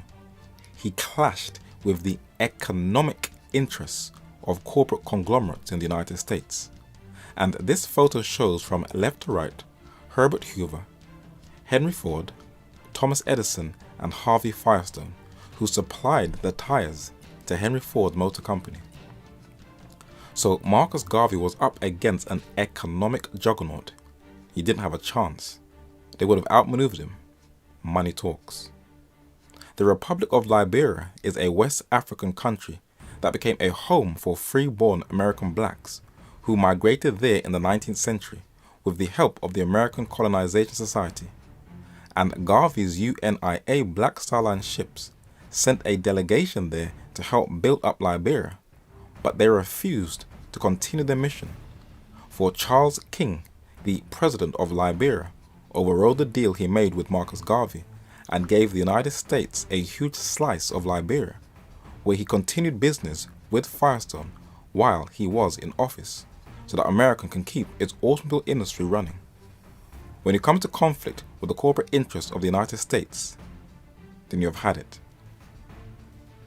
And the acres of land that was first offered to Garvey was now at the use of the disposal of corporate America, where till this very day, rubber is still extracted from the trees and Firestone still has a stake in Liberia, and was also implicated in the dirty Liberian War that spread into diamond-rich Sierra Leone, where people lost limbs.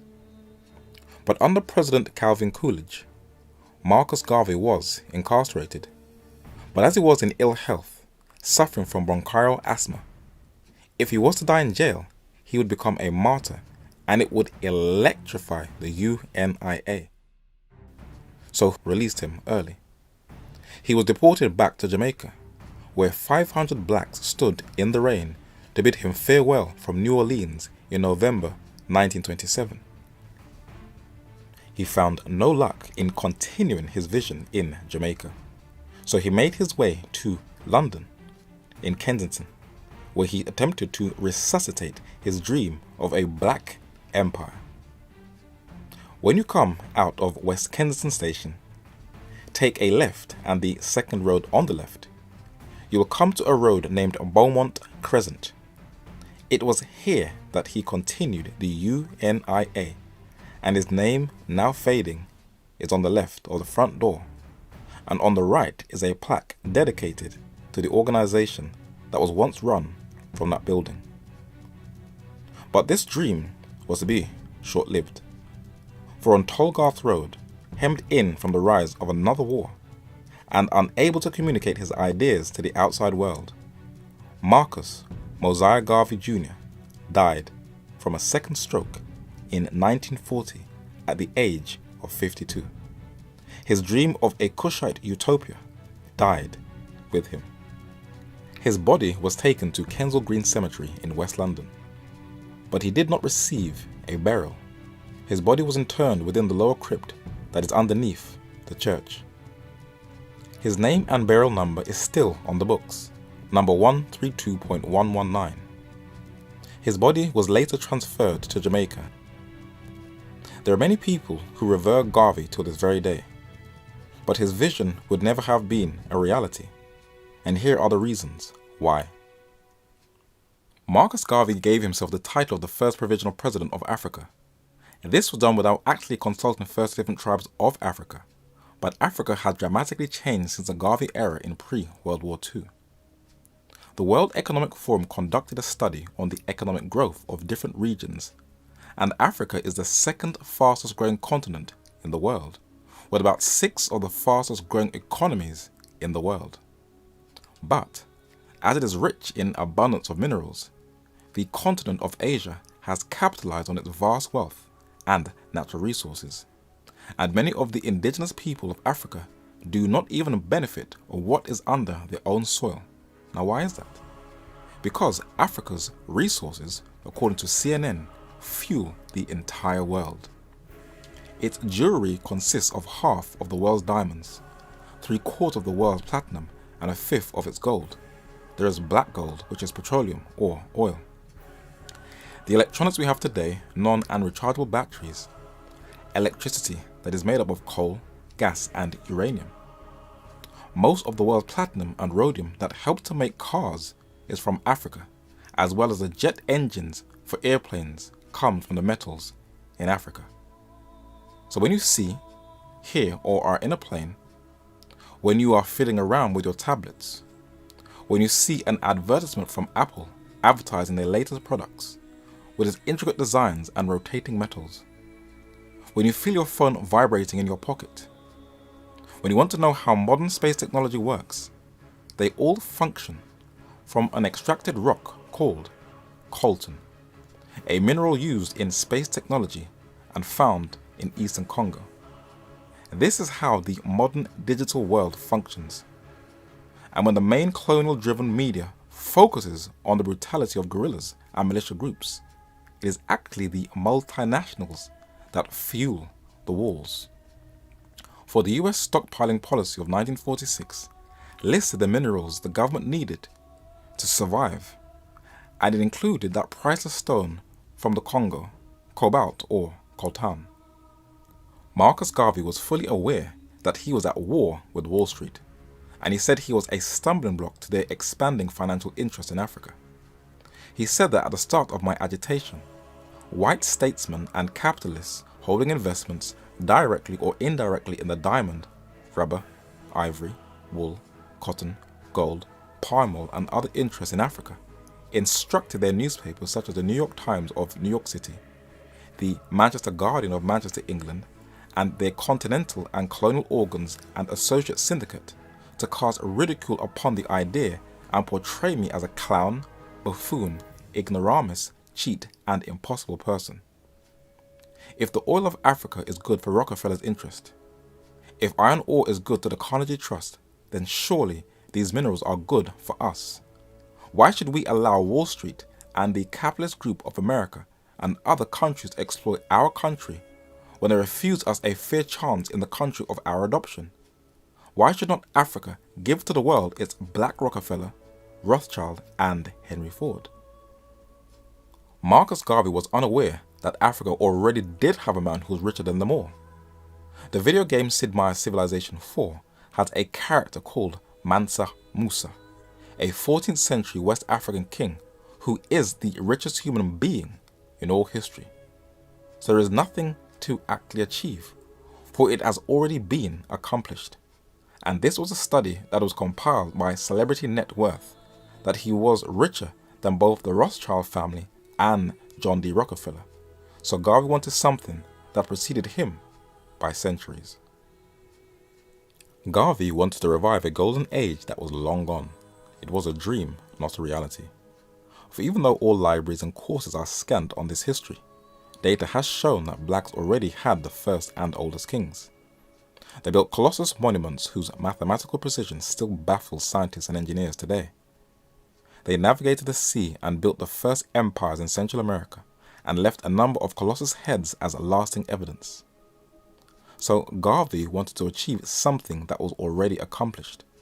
But if anyone knows anything about history, civilizations rise, then they fall. That has always been the order of things. In North, Central, and South America, the current indigenous population can no longer build huge complexes in the mountains, overseeing the clouds as in the civilization of Machu Picchu in Peru. Neither can they put huge rocks together and merge the blocks with such mathematical precision. That wisdom is now lost. Can the Nigerians, when visiting the British Museum, carve these same levels of artistic genius from metal and ivory as their medieval forebears? No, because that era is long gone also, and it is an interesting part of history to be observed and studied, but their golden age is over. Marcus Garvey's UNIA's motto was at the top of the paper of his correspondence letters that read, "One God, one aim, one destiny." And it also said he created of one blood all nations of men to dwell on the face of the earth, a quote from Acts chapter 17 and verse 26. But you can't quote a scriptural passage that is catered to every race, then have a movement that is designed for one single race. That is a contradiction in itself. You can't mix Jesus with preserving racial purity. Jesus came to break all those deep-rooted cultural barriers down. In John chapter 4 and verse 9 it reads, "Then saith the woman of Samaria unto him, How is it that thou, being a Jew, ask us drink of me, which am a woman of Samaria, for the Jews have no dealings with the Samaritans. He was laying a foundation for the disciples. For when a vision was given to both Cornelius, a Gentile, and Peter, a Jew, it records the words of Peter in Acts chapter 10 and verse 28. And he said unto them, Ye know that it is an unlawful thing for a man that is a Jew to keep company or come unto one of another nation. But God hath shewed or showed me that I should not call any man common or unclean. This is a divine pattern. The only sad thing is if only the churches of today would follow that example, they'll draw many people to Christ, for they are still the most racially divided systems on planet Earth. The world clearly sees it, but they still have no interest in changing. But it was Garvey's desire for racial purity that has influenced a lot of modern day black movements. Some still try and cling onto the Bible, but have tried to racialize salvation. The two do not work. God does not deal with man along those lines. In 1 Samuel chapter 16 and verse 7, it reads, But the Lord said unto Samuel, Look not on his countenance, that is his face, or on the height of his stature, because I have refused him. For the Lord seeth not as man seeth. For man looketh on the outward appearance, but the Lord looketh where? On the heart. But there are others who reject God completely, running back to the pagan idolatry of Africa, and making other blacks feel like sellouts because they are not giving homage to a deified animal that rolls doo-doo. I mean, come on now, it's doo-doo, it smells. That is the foolishness people want to embrace when they want to go back to the worship of nature. The late Dr. Ben was one of the early advocates of this movement. He would fight down the Bible and say it was an allegory. That's a Gnostic argument. But like all the so-called respected black intellectuals, they just hijack white people's arguments and repackage it to the black community like it is an original concept. He followed the teachings of Gerald Macy, the 19th century discredited English poet and writer on spiritualism in ancient Egypt, who just expounded Gnostic philosophy. The modern black Egyptologists also declare that the triad deities of Isis, Horus and Osiris is where the Godhead in the Bible is from. That is a stolen argument from Ralph Cudworth, a 17th century Cambridge-educated English classicist and Platonist. Their arguments have not got one iota of originality in them, just plagiarized ideas that have all been refuted. And even Elijah Muhammad, also an early follower of Garvey, followed the teachings of a white man known to the FBI files as a scam artist, Wallace D. Fard, who taught that the white man is the devil and that Christianity is a white slave master's religion, an argument that many whites still use against blacks to this very day. I mean, I never understood why black people wanted to adopt the god of the slave master to begin with. No, it's the exact opposite. As we draw this study to a close, let us clear up some unchallenged issues. Whenever we hear the name of Jesus, the image that instantly comes into our thoughts is this one. Let's keep it real. Let's not try to be politically correct. You know it's true. Many use this argument to say it is a white man's religion, for the imagery that dominates the Western Hemisphere of Jesus is always a Northern European, and many blacks reject the Bible on these grounds. What is interesting though, is that films over the years that depict ancient Egypt also shows the main characters as Northern Europeans. But do they want to have no part of Egyptian studies because all of the characters are depicted in Hollywood films as white? Interesting. Let us take a trip to the culture of Ethiopia in East Africa that has beautiful churches carved out of solid rock. When visitors around the world visit, they are amazed at this architecture, for it is one of the oldest Christian nations on earth. It had its own kings, who were adorned in brightly colored clothing, and its culture is very rich in history. They had their own Bibles in their own language, which was Ge'ez. But recent evidence has shown that Ethiopia has the world's first illustrated Christian Bible that was discovered in one of its monasteries. They depicted Jesus and the disciples as Ethiopians. For each nation that embraced Christianity, drew the Lord in the image of their culture, just as Europeans also depicted him in the image of their culture. So the white Jesus argument is useless. When the Atlantic slave trade was taking place, many would misquote passages of the Holy Scriptures to justify slavery. One of them was Peter Helene, a 17th century English ecclesiastic who popularized an already existing view, the curse of Ham theory, that taught that Ham was cursed by Noah, therefore the black race is cursed. The only problem with that is that the Bible actually said in Genesis chapter 9 and verse 25, "Cursed be to Canaan and not Ham." The Sons of Loyola, the Jesuits, the spiritual militia of the Roman Catholic Church, also tried to use scripture to justify the practice of slavery. A book was written by Reverend Raymond Harris, a Spanish Jesuit who lived in Liverpool in the north of England, who tried to use the Holy Scriptures to justify slavery. But Olaudah Equiano, an Igbo of Nigeria, a slave who obtained his freedom and lived in London, England, refuted this Jesuit's argument, and he quoted a passage that critics overlook that is in the New Testament concerning how masters should treat their slaves.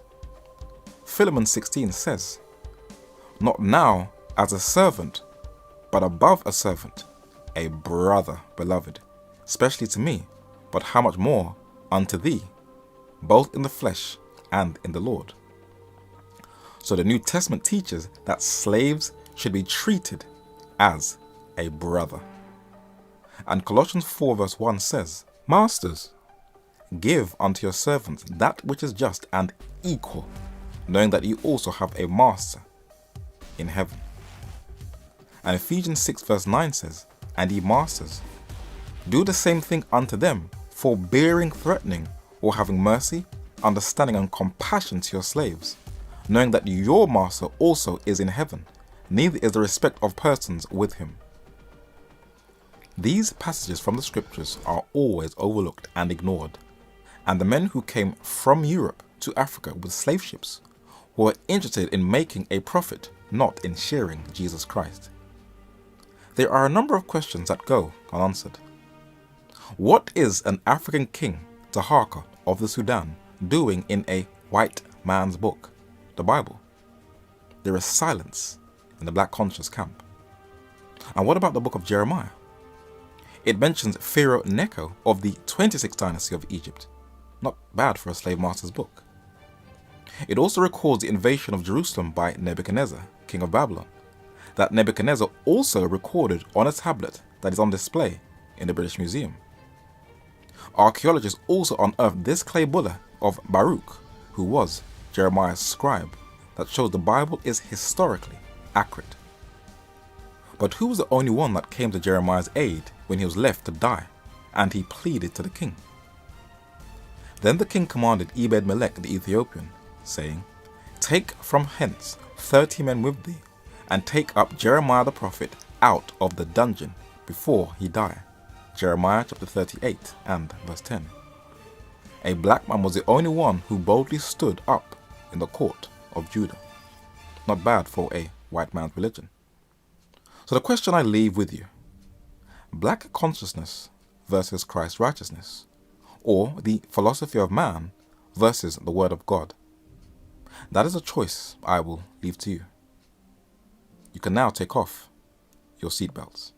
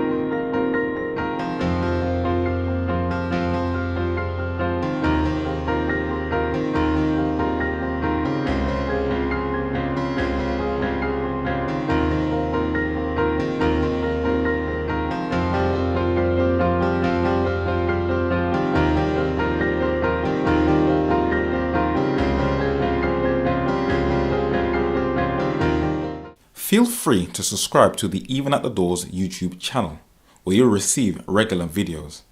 And you can follow us on Facebook and Twitter by clicking on the links below. I would just like to thank all those who have sent donations that have kept this ministry afloat. And if you would like to continue to support this work, also click on the link below. If you would like to see this work spread even further, you have permission to distribute this video for non-commercial or commercial use on the condition that you do not add or take away from the content of this study. Thank you.